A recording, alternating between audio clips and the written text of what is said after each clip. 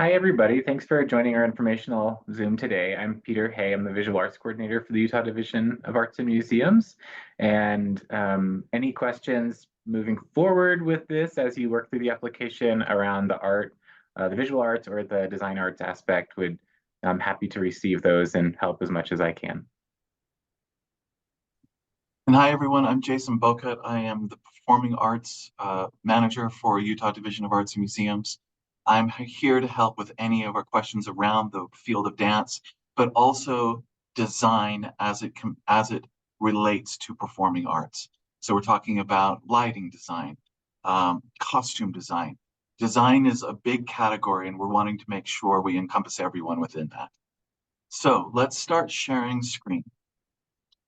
So we're starting off on our main web page, which is artsandmuseums.utah.gov.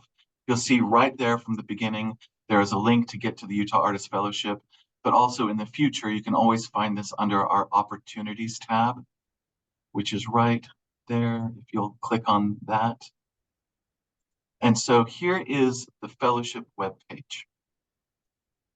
So the due date is March 4th. 11:59 p.m. We will not accept any applications after that point. Peter, go ahead.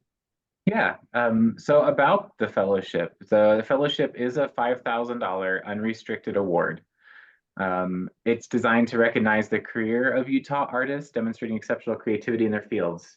Um, this is important because it's not necessarily an award that's directed for artists just getting started, and it's really not designed to be a lifetime achievement award. It's really an award to those who are sort of in the throes of it and are doing great work and contributing to our state in their artistic discipline. Um, so the award is selected by fellows from the different artistic disciplines from out of state. So nationally renowned arts professionals. Selections are based on the evaluation of the application narratives, as well as the work samples from the past 5 years. Um, it's important to highlight the past 5 years because we are looking at sort of longstanding trajectory in your field and in your discipline. Um, so we are also interested as you work on your narrative in supporting artists or designers or dancers in this case that are at pivotal moments in their artistic practice. So that's something to consider as you're framing your narrative around where you are right now in your career. Um, and we encourage the idea of career advancement and growth through that process. Um, also, it's important to realize that these do go through a 2-round review process. So the staff does check them over for eligibility first, prior to sending them over to the jury. And that we also try to review them to make sure they meet all eligible requirements as we receive the applications, and we will reach out if we can to, say maybe there's too many words in this section or not enough words in this section. So we do try to make sure that your applications are meeting all the guidelines as we go. There are 5 fellowships awarded in each of these 3 categories. Design arts, which Jason mentioned, is not just sort of what we think of as graphic design necessarily. Design arts is a more encompassing category that could reach into folk arts all the way through to packaging design and all the way into theater, set design, and sort of everything in between. So fashion, um, kind of everything that's in that design category at large. Performing arts is a rotating category because it's such a broad category. This year we're focusing on dance. And then the visual arts, which also is a broad category as it goes from everything that could be considered possibly folk art all the way through, contemporary or conceptual installation. If you're curious about where your project falls, please reach out and uh, have a conversation with us about, if yours falls in design or visual arts or maybe even performing arts. And as Jason mentioned, the deadline is March 4th at midnight. All right, so Emily, if you'll open up the eligibility. So I'm going to take us through that. Um, Applicants must be 25 years of age or older at the time of deadline. You must be the originator of the work submitted. Um, However, performing artists, you may use other people's works, but how you interpret that work. You have to be a Utah resident. Previous fellowship recipients are not able to apply. You must have a U.S. tax ID number or other. We have to be able to, the fellowship, you are responsible for all applicable federal taxes. Individuals enrolled in an undergraduate or graduate degree in art or in a degree in a field related to their art are not eligible to apply. Artist teams are not eligible to apply. This is definitely only for individuals. And then any immediate family of staff or board here at our agency are not able to apply. So you'll see there that as Peter mentioned, the design art category is wide ranging. 4D work, architecture, exhibition, furniture design, graphic, industrial, interior, landscape, packaging, product, textile, theatrical design. So it's broad range. Performing arts. Again, this is a dance year. Artists practicing in ballet, choreography, folk, traditional, hip hop, jazz, modern tap, new genres, all eligible. And then visual arts, as Peter just mentioned, is also wide ranging. Clay, drawing, experimental, fiber, glass, illustration, installation, mixed media, painting. I'm not going to go through the rest of the list, but you see it's quite a lot. And then let's go into selection criteria. So as you apply the selection criteria that will be considered in reviewing the applications, we're going to look at, or the jurors will be asked to look at, have you created a substantial independent body of work over the last 5 years? And then also please note, as Jason mentioned in the eligibility, work produced within an accredited degree program is not applicable towards the 5-year period of professional accomplishment. This is focused on, active mid-career artists in that regard. Have you made a recognized contribution to your discipline through public presentation of your work? So we want to see how you've been getting your work out there, how you've been sharing it with the public. Demonstrate a consistent level of artistic ability through their professional arts career. Provide evidence of continued commitment to serious exploration of your artistic form. So these are all things that I would really consider also, like as you're putting your images together to demonstrate what your body of work is, but then also as you write your narrative, things to consider to focus on. As I mentioned earlier, applications will be pre-screened by staff for completion, eligibility, and adherence to the published guidelines. We do try to reach out and give you the opportunity to update those prior to sending them to the jurors. If you want to edit your application, you'll have to reach out to us and we can open it back up for editing. Following the application pre-screening, we're going to send all the applications over to the jurors for their review. And because we are a state agency, the Utah Division of Arts and Museums is involved in public funding for arts and museums. As a public entity, it reserves the right to make final decisions on the use of public funds for projects, programs, acquisitions, commissions, and other activities as deemed appropriate by the division and our board. All right, great, thank you. So now we're going to skip over application content. The only thing I'm going to say about information sessions is that this recording is where that is going to be held. We want to look at the timeline quickly.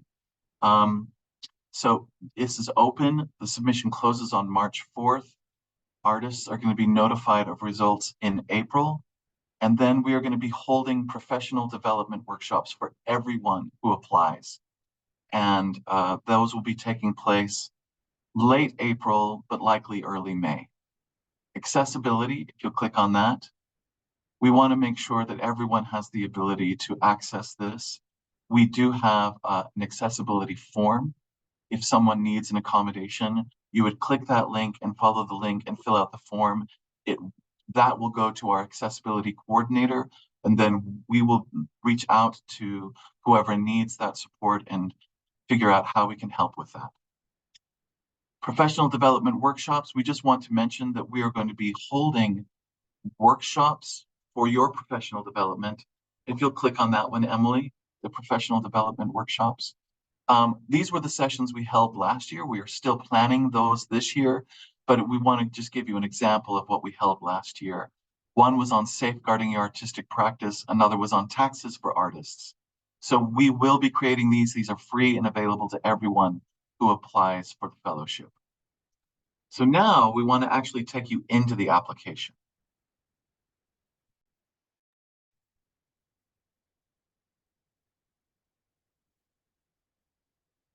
Thank you, Zoom Maven, Emily. So it's important to go through this and also consider what your discipline is and what your work samples will be. So just kind of keep that in mind as we get started in this. And then we'll kind of field all the questions at the end, because this might be an area where there's lots of questions. So it's important to go through and read all of the eligibility and guidelines. I'm glad you're all here. It's a great step in understanding what the eligibility and guidelines are. Once you get started, it is possible to save for the future. So you can save as a draft and then continue editing as you move forward. From my own experience with writing applications for things like this, I always find it's really helpful to create a document that's not in the document. So maybe copy out the form, pop it into whatever kind of word processing software you have. Who says word processor anymore? That's a really old word. But put it in a Google Doc or something, and then you can work on it at your will from your phone, from your tablet, and kind of have it available as you go. Once you click the submit button, though, it will be sent to us. We'll get a notification, and you will not be able to open it back up for editing, but you can withdraw it. So if you would like to edit your form post submission, please reach out to us so we can open it back up for you.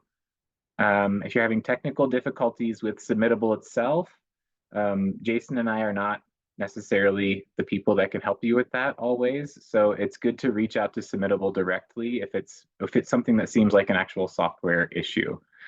And then also be sure that you did receive a response on your proposal when you submit. If you did not receive a response, it's possible that the email information is not correct. So reach out to us to double check that your application was submitted. Upon completion, you'll be redirected to our website where you can find additional information on funding, exhibition opportunities, etc. So if you scroll down, Emily, this is all of the basic content around yourself, where you live, your contact information. There is a required check here to acknowledge, and it's the acknowledgement. Then that acknowledgement section. There is the click here to acknowledge. That's a required button to click to show that you do understand and have read through the eligibility and requirements for this award. Select your artistic discipline. Again, if you're unsure because your discipline maybe spans multiple disciplines, feel free to reach out and we can try to direct you towards the best which one to click. Artist bio. So we do take the minimum and maximum amount of words seriously with this application, mainly because we want you to have all the same amount of space to tell your narrative, tell your story to the juror. Also, we receive a lot of these, and it'd be just really difficult if everybody went far over the maximum word count. So that will be one of the main things that if we open your application back up and send it to you and ask you to edit it, it'll be because of your word count is either too low or too high. So please keep that in mind. We also, if you have any questions about an artist bio, there's a little bit there to kind of help you help guide that. So it's always best to write an artist bio in the third person. You generally would like to include the medium you work with and key themes found in your practice, artistic discipline, related education, any awards you've received, significant past or current projects, maybe where you're from, and where you live and work. I kind of consider this as like if you've ever applied for a job, maybe some of you have done this and had to write a cover letter. This is a really great spot for you to highlight the things that are most important about you and your practice and what you've done in a very clear and concise way. Maybe highlight things that might get overlooked by just scrolling through your CV. But be sure to hit those top things, which are, you know, your artistic discipline related education, awards, and significant projects. Artist statement. Also, Emily, I think, dropped in the chat there a link to a quick guide to artist statement, so you can delve further into that as you wish. And you can reach out to us too if you have any questions about how to write an artist statement or like additional resources. Moving on to, well, let me talk a little bit more about artist statement. So that's a better one to be considered in first person when you're writing your artist statement about your artistic practice and the overarching concepts behind it. So this is where you actually dig in more about what your work is about or what you feel your work is about, the things that you would not have space to delve into in your bio. Moving down to description of intent. So description of intent is why is this fellowship award important to you at this particular moment in your artistic practice? So this is the place where you would contextualize sort of where you are in your artistic, in your bio, essentially, like where you are in that progress and where you are in your artistic development through your statement and the work that you're creating, and how would this award impact your current moment in your career. That one is a maximum of 300 words. There is not a minimum. So I would recommend that you use as many words as you can and help describe how this will impact you as much as possible. Also, could you scroll down a little bit more, Emily? Also, as you're adding all of this stuff in, please save your form regularly so you don't lose anything that you've been working on. So your CV. So CV or resume. This is where you have more of a specific bulleted point list of what your achievements and background have been. So your CV should not exceed 6 pages, and it must be uploaded as a PDF. PDF is the only file type that this box will accept. Please include your education or related experience, documentation of your exhibitions or performance history, awards you've received, commissions, if you're in important collections, publications, gallery or agent representation, and possibly links to reviews of your work that have been published in the past. And I think Emily dropped a link in there about how to put together a CV and a resume. So we'll scroll down a little bit. There's an optional there if you would like to share with us your website, social media profile, etc.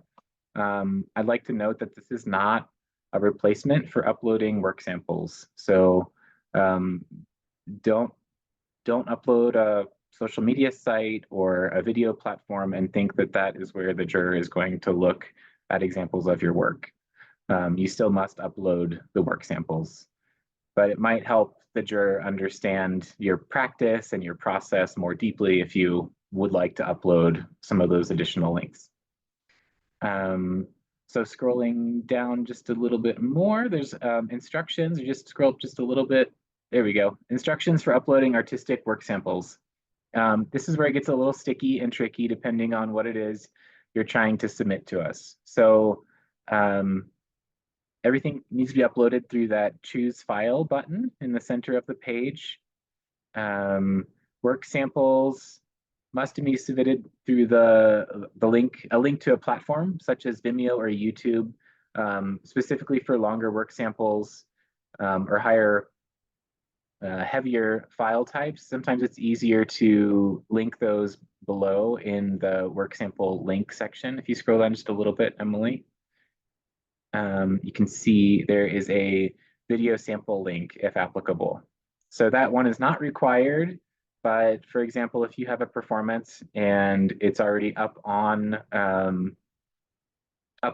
a streaming platform of some kind, you can put the link in there, and then in the description, I would recommend that you, if you want to highlight a specific portion of the performance, say, begin viewing at minute 5, to highlight something. So just as a way to make sure that, a juror is not going to watch a 45-minute video. They just won't have time. So, I mean, maybe they will love it and they'll just keep watching it, but we can't expect that to ever happen. So it's really good if you can highlight a few particular moments in the performance you would like them to see. You could scroll back up, Emily, to the guidelines. There's a reminder there about work completed during higher education. Also, this is important. There's an individual attachment limit of 400 megabytes. So you can upload one file up to 400 megabytes, but there's a cumulative attached limit of 800 megabytes. So if you upload 2 400 megabyte files, that's it. It's not going to accept any more files from you. So keep that in mind, and compress or size your things properly when you upload them to not exceed the total of the 800 megabyte cap. Great. I think we talked about all of the rest of the thing. Oh, except their design and visual arts applications must include 10 work samples, whereas performing arts are only required 5 work samples. So please be sure to upload all 10 work samples in the design and visual arts category. So if you scroll down, you'll see that for everybody, the information for work samples is required for the first 5 work sample sections. Past that, it's noted required for design and visual arts only, essentially. So just keep that in mind as you work through the application. I think you want to keep scrolling down, Emily. Great. And there at the bottom is your Save Draft button, which I suggest you save often, and then your Submit button. Once you click Submit, remember, if you want to open it back up, you have to reach out to us and we can open it back up for you. Jason, is there anything else that you think needs to be added? No, that was great, Peter. I think there's just one thing I might mention. Emily, if you'll scroll up to the work sample section, it is not required to upload and put in videos. Like if you have got work samples that are files, you can choose to use those as files. But if you have 5 dance work samples that are all just video, you can just put those as links in the work sample areas. You don't have to also do an upload of those files. All right, so I think at this point, let's stop sharing screen, and we're going to go through and start answering questions that have come in the chat. All right.